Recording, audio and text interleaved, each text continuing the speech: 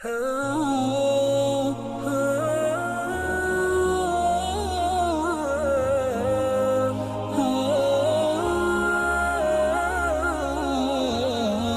اللہ الرحمن الرحیم وما اصابکم من مصیبت فبما کسبت ایدیکم ویعفو عن کثیر۔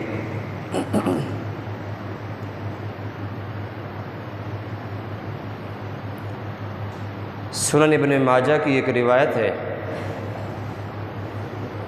اور اس حدیث کے راوی عبداللہ بن عمر رضی اللہ تعالی عنہ ہے۔ میں زیادہ لمبی چوڑی گفتگو نہیں کروں گا، ساتھیوں سے یہ گزارش ہے کہ توجہ کے ساتھ گفتگو سنیں گے تو انشاءاللہ مجھے بیان کرنے کا بھی فائدہ ہوگا اور آپ کو سننے کا بھی کچھ فائدہ ہوگا۔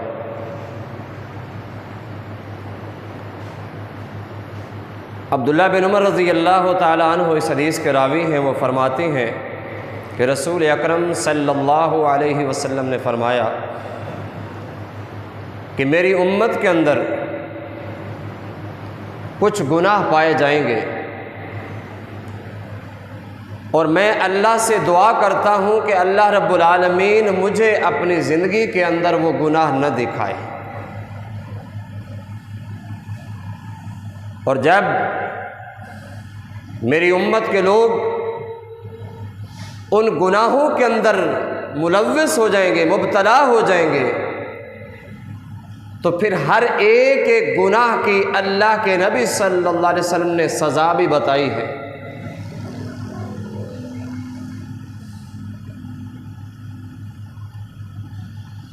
پہلا گناہ، عبداللہ بن عمر رضی اللہ تعالیٰ عنہ فرماتے ہیں کہ رسول اکرم صلی اللہ علیہ وسلم نے فرمایا کہ میری امت کے لوگوں کے اندر زنا کا عام ہو جائے گا، بدکاری فحاشی عام ہو جائے گی،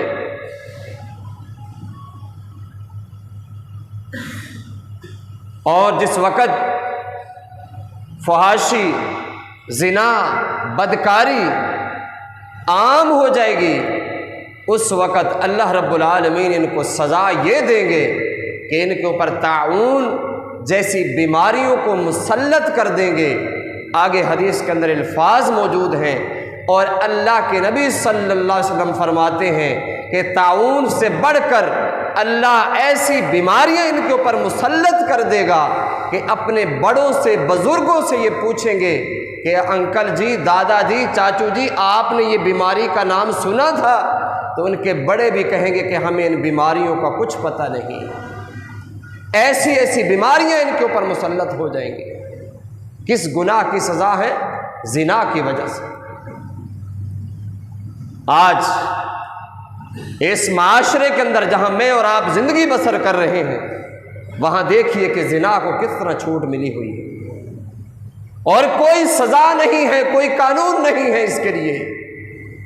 اس سے بڑھ کر ہمارے لیے اور ڈوب جانے کا کیا مقام ہوگا کہ ہمارے ملک کے پاکستان کے اندر جو اسلام کے نام پر ہم نے حاصل کیا ہے، اس ملک کے اندر، آپ کے شہر لاہور کے اندر ہیرا منڈی کی عورتیں احتجاج کرتی ہیں اور کہتی ہیں کہ مہنگائی زیادہ ہو گئی ہے، ہماری فیس کو بھی بڑھایا جائے۔ استغفر اللہ۔ کبھی آپ کے شہر کراچی کے اندر، آج سے 3 دن پہلے کی بات ہے، کورنگی کے اندر ایک فیکٹری کے اندر ایک خاتون جس کے بچوں کی دیکھ بھال پرورش کرنے والا کوئی نہیں ہے، مزدوری کرنے کے لیے جاتی ہے، اور وہیں فیکٹری کے اندر 8 ملازم اس کے ساتھ بدفعلی کرتے ہیں۔ موقع پہ وہ عورت دم توڑ جاتی ہے اور پھر اس کی ویڈیو بنا کر وائرل کر دی جاتی ہے۔ قانون حرکت میں نہیں آتا، ان کے خلاف کوئی FIR بھی نہیں کاٹی۔ آج زنا کو کس قدر چھوٹ مل چکی ہے، زنا کو کس قدر ہم نے آسانیاں دے دی ہیں۔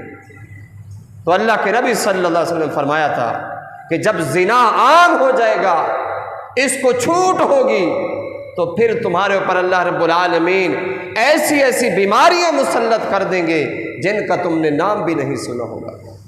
آج سے پہلے ہم میں سے کون کرونا کو جانتا تھا؟ یہ لیمپی، یہ بیماریاں کون جانتا تھا ہم میں سے؟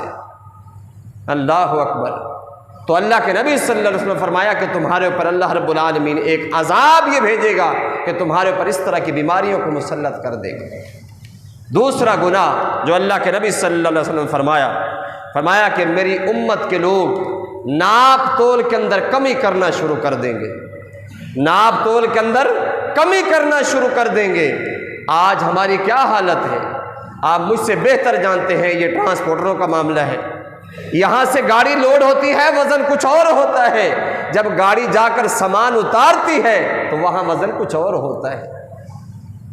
تو اللہ کے نبی صلی اللہ علیہ وسلم نے فرمایا کہ ناپ تول میں کمی کرنا شروع کر دیں گے، اور جب یہ ناپ تول میں کمی کریں گے تو اللہ رب العالمین ان کے اوپر 3 قسم کے عذاب مسلط کریں گے۔ سب سے پہلا عذاب ان کے اوپر یہ ہوگا کہ قحط سالیاں ہوگی، قحط سالیاں ہوگی۔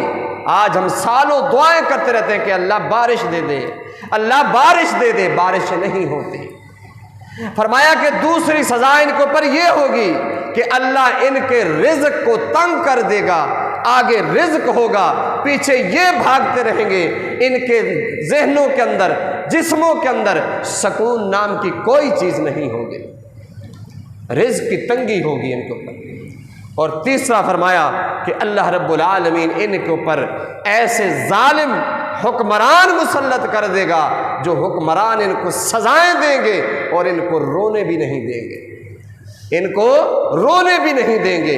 آج ہمارے حکمران ہمیں سزائیں دے رہے ہیں، ہمارے حکمران ہمیں سزائیں دے رہے ہیں، اور یہ ہمارے اپنے ہاتھوں کو کیا ہوا ہے کہ ہم نے جب ناپ تول میں کمی کرنا شروع کر دی تو پھر اللہ رب العالمین نے ان سزاؤں کو ہمارے پر مسلط کر دیا۔ تیسرا گناہ جس کا ذکر اس حدیث کے اندر موجود ہے، فرمایا کہ لوگ اللہ اور اللہ کے رسول صلی اللہ علیہ وسلم کی بات کو پکڑنا، عمل کرنا، اطاعت کرنا چھوڑ دیں گے۔ ان کے سامنے بیان ہوگا کہ یہ اللہ رب العالمین کا فرمان ہے، یہ پیارے پیغمبر جناب محمد الرسول اللہ صلی اللہ علیہ وسلم کی حدیث ہے، اس پر عمل کر لو۔ لوگ کہیں گے کہ نہیں بھائی نہیں، یہ تو صرف مولویوں کا کام ہے کرنا، ہمارا کیا کام ہے کہ ہم اس پر عمل کریں؟ ٹھیک ہے، مان لیتے ہیں کہ یہ اللہ کی بات ہے، اللہ کے نبی کی بات ہے صلی اللہ علیہ وسلم، لیکن میرا دل نہیں مانتا، میرا دل نہیں مانتا۔ لوگ اللہ اور اللہ کے رسول کی نافرمانی کریں گے، جب نافرمانی کریں گے تو اللہ رب العالمین ان کو سزا کیا دیں گے؟ فرمایا کہ اللہ رب العالمین پھر ان کو ایسی قوموں کو ان کے اوپر مسلط کر دیں گے، جن قوموں کا، جن حکمرانوں کا، جن کفار کا ان کے اوپر ہر وقت ڈر مسلط رہے گا، اور حتیٰ کہ ان کی ہاتھ کی کمائی ہوئی چیزیں بھی وہ اپنے ہاتھ میں لے جائیں گے۔ آج ہم دیکھ رہے ہیں، کماتے ہم ہیں، محنت ہم کرتے ہیں، تیار ہم کرتے ہیں، لیکن اس کو استعمال کرنے کی اجازت ہم امریکہ سے لیتے ہیں۔ اگر امریکہ اجازت دے تو ہم استعمال کر سکتے ہیں، ورنہ ہم استعمال نہیں کر سکتے۔ فرمایا کہ ان کے ہاتھوں کی کمائی بھی کسی اور کے ہاتھ میں ہوگی۔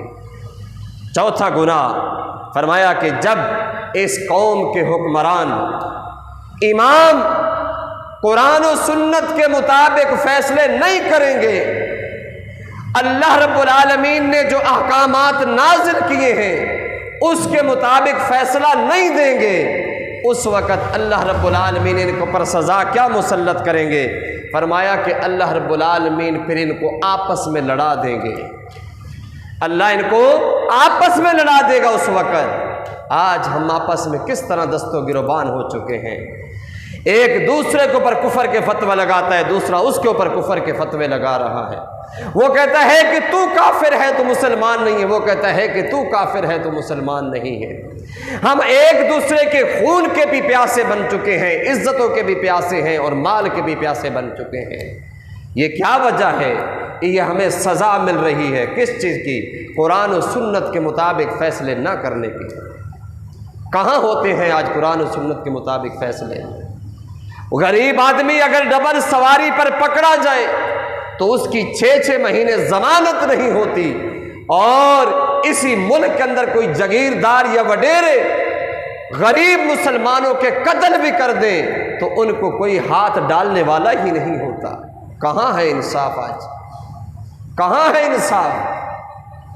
میرے بھائیوں، یہ بات ذہن میں بٹھا لیجئے، ہمارے اوپر جب بھی کوئی پریشانی آئے گی، تکلیف آئے گی، کوئی دکھ آ جائے، یہ سیلاب آئیں، آفتیں آئیں، یا زلزلے آئیں، یا گاڑیوں کا ایکسیڈنٹ ہونا، جہازوں کا گرنا، یہ جتنی سزائیں ہمیں مل رہی ہیں یہ ہمارے اپنے ہاتھوں کا کیا ہوا ہے۔ قرآن کہتا ہے وَمَا أَصَابَكُم مِّن مُّصِيبَةٍ فَبِمَا كَسَبَتْ أَيْدِيكُمْ وَيَعْفُو عَن كَثِيرٍ۔ فرمایا کہ تمہارے اوپر جو بھی مصیبتیں آتی ہیں، تمہارے اوپر جو بھی تکلیفیں آتی ہیں، یہ تمہارے اپنے ہاتھوں کا کیا ہوا ہوتا ہے۔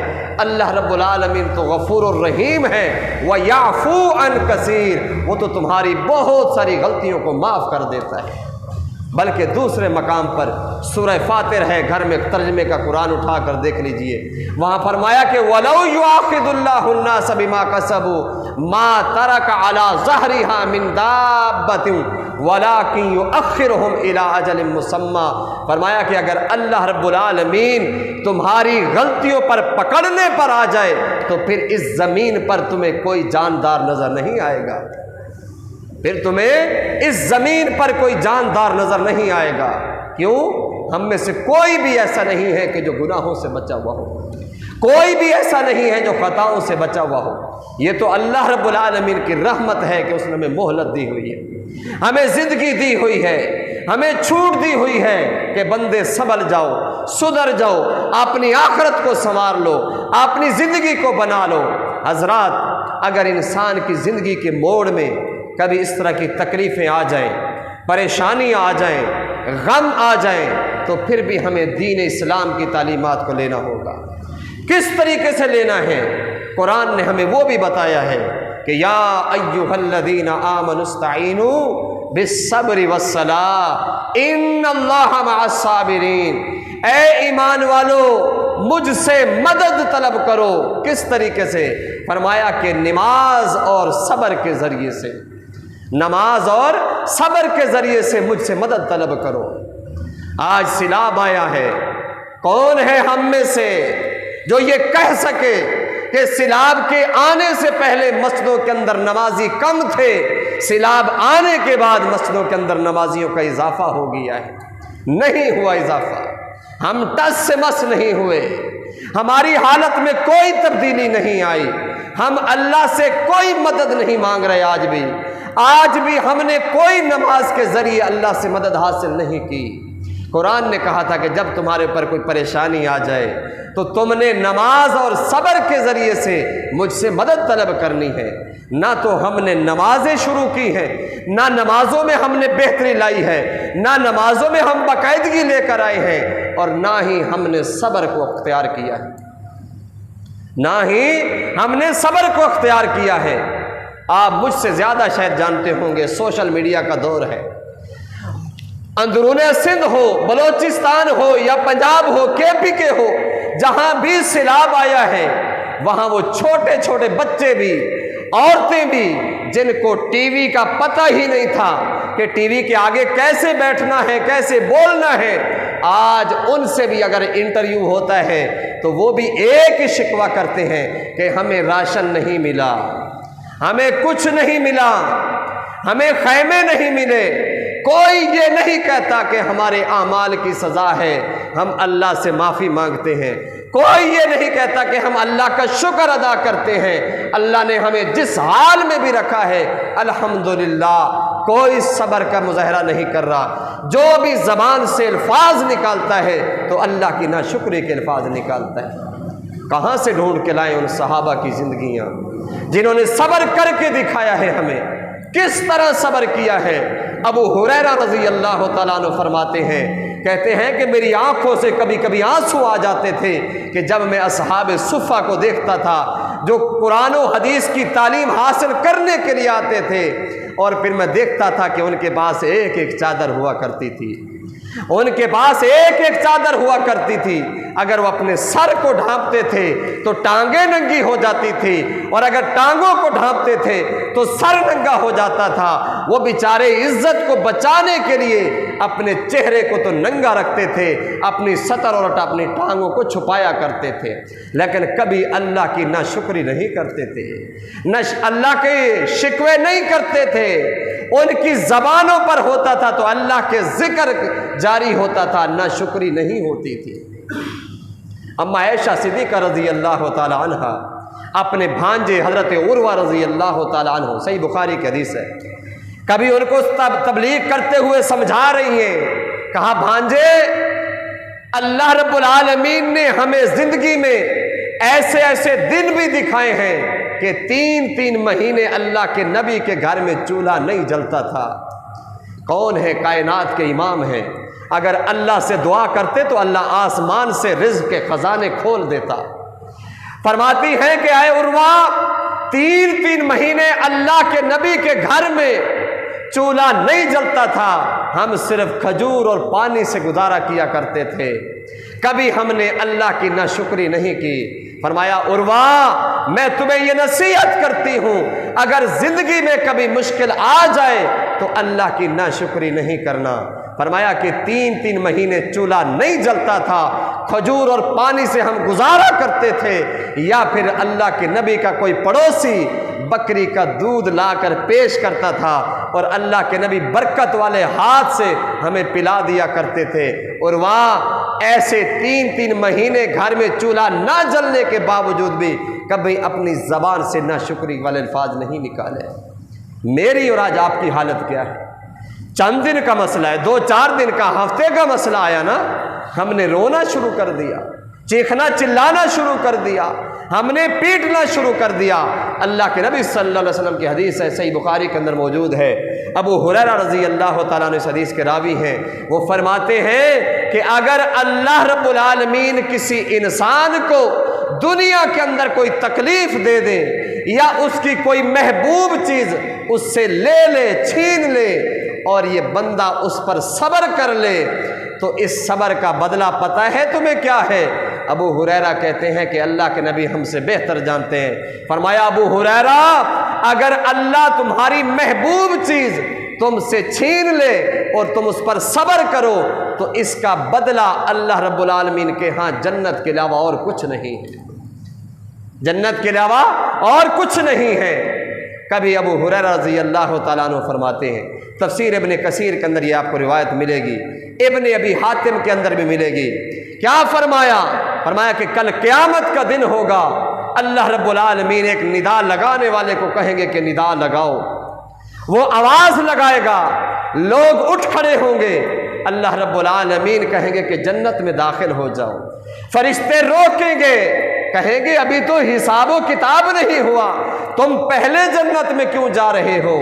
کہا فرشتوں تمہیں پتہ نہیں ہے؟ ہاں ہمیں پتہ ہے، ابھی حساب و کتاب نہیں ہوا، لیکن دنیا کے اندر اللہ نے ہمیں تکلیفیں دی تھی، ہم صبر کرتے رہے، اس صبر کا بدلہ اللہ نے ہمیں یہ دیا ہے کہ آج بغیر حساب کتاب کے ہم جنت میں جا رہے ہیں۔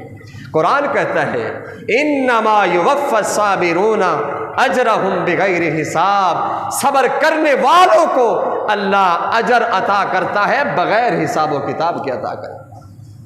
میرے بھائیوں تکلیفیں آ جائیں تو اس پر صبر کرنا ہے، رونا نہیں ہے، چیخنا چلانا نہیں ہے۔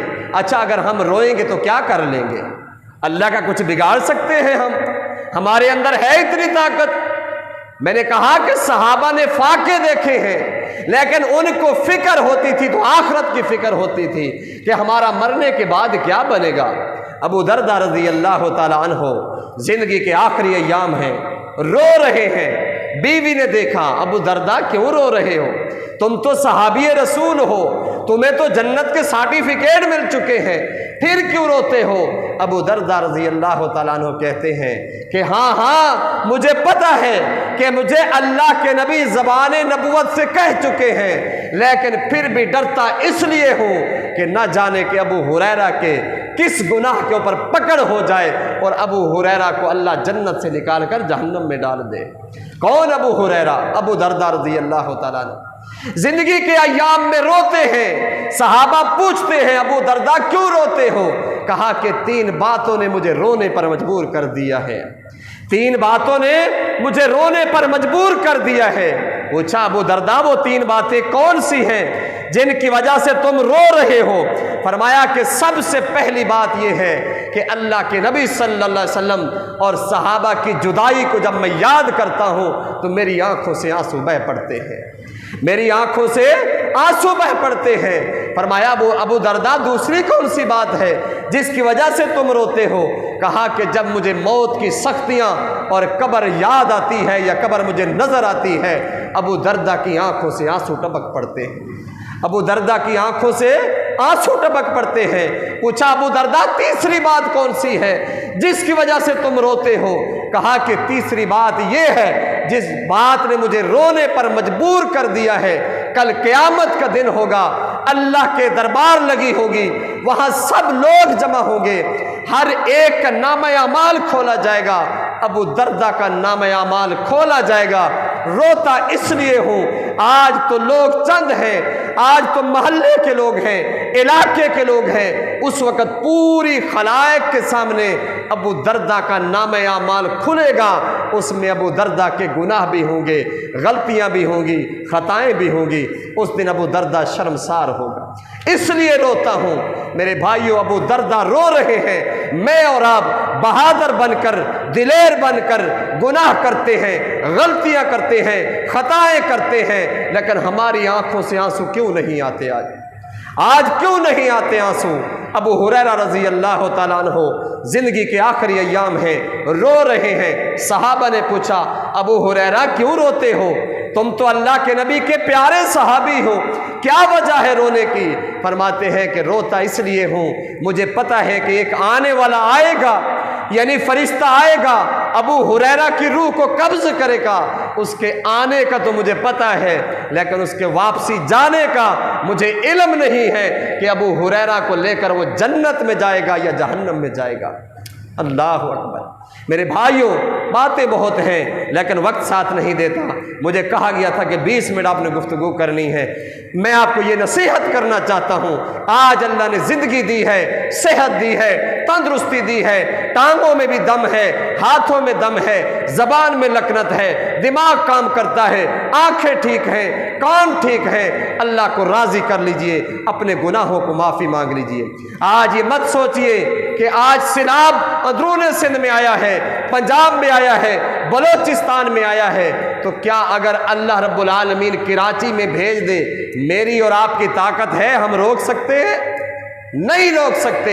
आज उनकी हालत ये है कि उनको तदफीन करने के लिए जगह नहीं मिलती, कब्रिस्तान नहीं है। आज ही सुबह खैरपुर से एक मैयत आई है जिसको हमने अपने कब्रिस्तान यहाँ मवाज कोट के करीब कब्र दी है। मेरे भाइयों, वहाँ कब्र के लिए लोग परेशान हैं। हम अगर आज सुकून की ज़िंदगी बसर कर रहे हैं तो हमें अल्लाह से माफ़ी मांगनी चाहिए, तौबा करनी चाहिए, गिड़गिड़ाना चाहिए। अगर ज़िंदगी के अंदर कहीं झूठ है, फरेब है, धोखा है, मिलावट है, कहीं हम किसी के साथ ज़्यादती कर रहे हैं, किसी के हक खा रहे हैं, तो आज वक्त है अल्लाह से रजू कर लीजिए, तौबा कीजिए। अल्लाह रब्बुल आलमीन से दुआ है कि अल्लाह मुझे और आपको कुरान और सुन्नत के मुताबिक ज़िंदगी गुजारने वाला बनाए। अल्लाह हमारी दुनिया भी अच्छी कर दे, अल्लाह हमारी आखिरत भी अच्छी कर दे।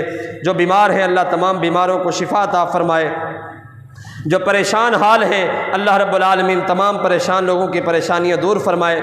ये एक इस्लामी यूट्यूब चैनल बनाया गया है, आप किसी मस्जिद के इमाम साहब हैं कारी तैयब साहब इस्लामिक चैनल के नाम से, तो तमाम साथियों से दरख्वास्त है कि इस चैनल को ज़रूर लाइक करें और इसमें इंशाअल्लाह आपको सिर्फ़ इस्लामी प्रोग्राम मिलेंगे, अहले इल्म की, उलमाए कराम की तकारीर, गुफ्तगू और इंशाअल्लाह तिलावत तर्जमे के साथ आपको मिलेगी। अहबाब इस यूट्यूब चैनल को ज़रूर फॉलो करें। अल्लाह रब्बुल आलमीन से दुआ है कि अल्लाह हमें नेकी के काम करने की तौफीक अता फ़रमाए। اللہ ہمیں برائی والے کاموں سے بچنے کی توفیق عطا فرمائے، اللہ ہماری اولادوں کو بھی نیک بنائے، اللہ ہماری مستورات کو بھی نیکی کے کام کرنے کی توفیق عطا فرمائے، اللہ ہمیں ہر قسم کی مصیبتوں سے محفوظ رکھے۔ وآخر دعوانا ان الحمد للہ رب العالمین۔